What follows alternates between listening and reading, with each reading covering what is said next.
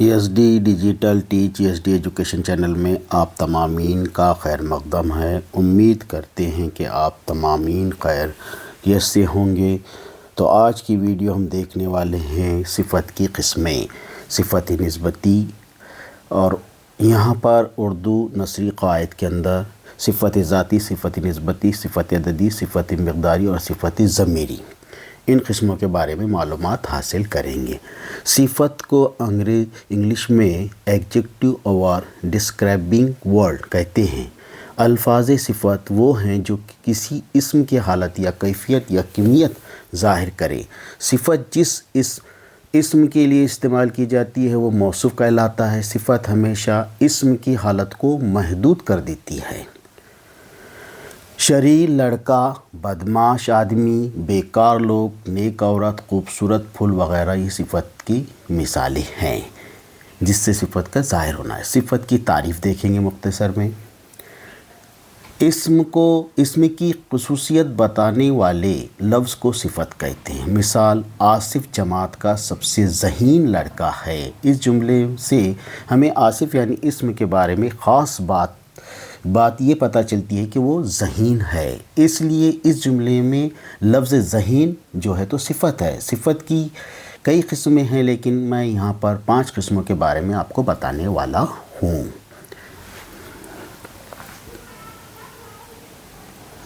صفت ذاتی، generative adjective. صفت ذاتی وہ ہے جس سے کسی چیز کی اندرونی حالت یا خصوصیت ظاہر ہو، جیسے ہکا، بھاری، سبز، سرخ، ذہین وغیرہ، یہ مثالی صفت ذاتی کی ہیں۔ صفت ذاتی کی تعریف دیکھیں گے۔ اب وہ الفاظ جو موصوف کی ذاتی خصوصیت بتاتے ہیں انہیں صفت ذاتی کہتے ہیں۔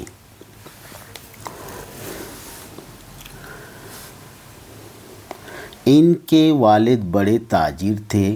اس جملے میں لفظ بڑے صفت ہے اور تاجر موصوف ہے، یعنی تاجر کے لیے بڑے لفظ کا استعمال ہوا ہے، اس وجہ سے یہ صفت ذاتی ہے۔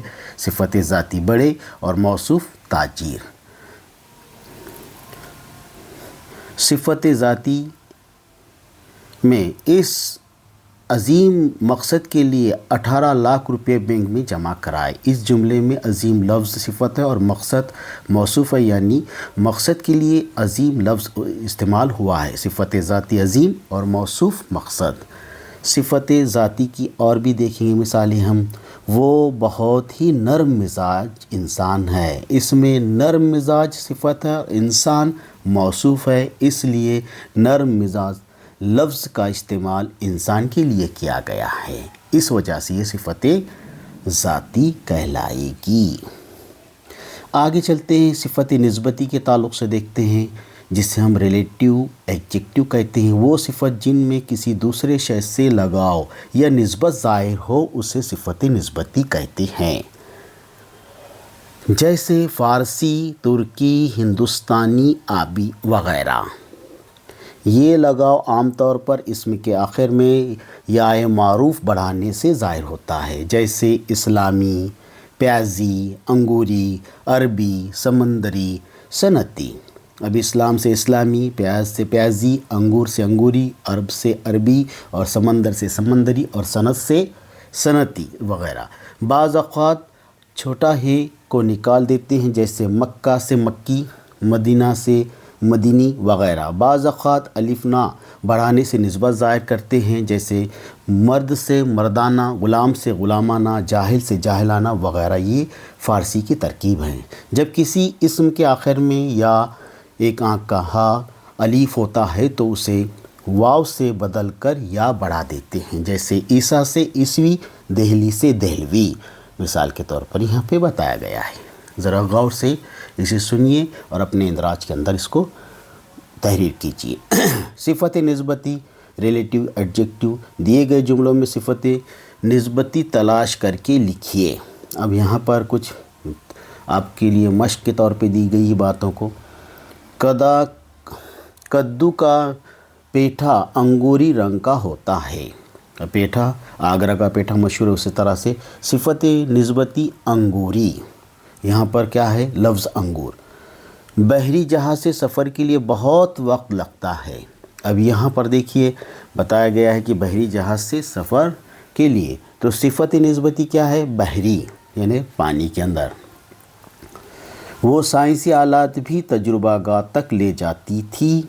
अब वो साइंसी आलात, इंस्ट्रूमेंट जिसे बताया जाता है, वो क्या करती है? तजुर्बागाह तक ले जाती है। तो सिफ़त निस्बती क्या कहलाएगा? साइंसी। जैसे पहले अंगूरी, दूसरा बहरी और तीसरा जो है तो साइंसी। अब आगे चलते हैं सिफ़त अददी के ताल्लुक़ से, जिससे नंबरेटिव एडजेक्टिव कहते हैं। सिफ़त अददी वो है जिससे किसी इस्म की तादाद मालूम हो। तादाद दो किस्म की होती है। एक, जब किसी शय का ठीक अदद मालूम हो जाए, जैसे 5 बच्चे, 8 ऊँट, 10 औरतें वग़ैरह, उसे मुअय्यन तादाद कहते हैं। जब किसी शय की ठीक तादाद मालूम ना हो, जैसे बाज़ लोग, चंद आदमी, कई साल वग़ैरह, उसे गैर मुअय्यन तादाद कहते हैं। जब किसी शय की ठीक तादाद मालूम ना हो, जैसे बाज़ लोग, चंद आदमी, कई साल वग़ैरह, उसे गैर मुअय्यन तादाद कहते हैं। तादाद गैर मुअय्यन के लिए अक्सर ये अल्फाज इस्तेमाल किए जाते: थोड़ा, थोड़ा सा, बहुत, बहुत से, चंद, कई, कुल, बाज़, कुछ, कम वग़ैरह। अब उसी के साथ आगे देखते हैं सिफ़त मिक़दारी, क्वांटिटेटिव एडजेक्टिव। एदाद जिस तरह गिनती के लिए सिफ़त के तौर पर इस्तेमाल होते हैं, उसी तरह वो मिक़दार यानी वज़न नापने के लिए भी इस्तेमाल किए जाते हैं। जैसे 10 किलो चावल, 2 मीटर कपड़ा, आधा लीटर दूध वग़ैरह, ये मिक़दार। बाज़ और अल्फाज भी शुमार और मिक़दार के लिए इस्तेमाल होते हैं, लेकिन एदाद की तरह वो किसी मुअय्यन तादाद या मिक़दार को नहीं बताते। मसलन कितने आदमी बैठे हैं, पानी कितना चढ़ाया है, जितना खाना खा सको खाओ। इन जुमलों में कितने, कितना, जितना सिफ़त मिक़दारी है।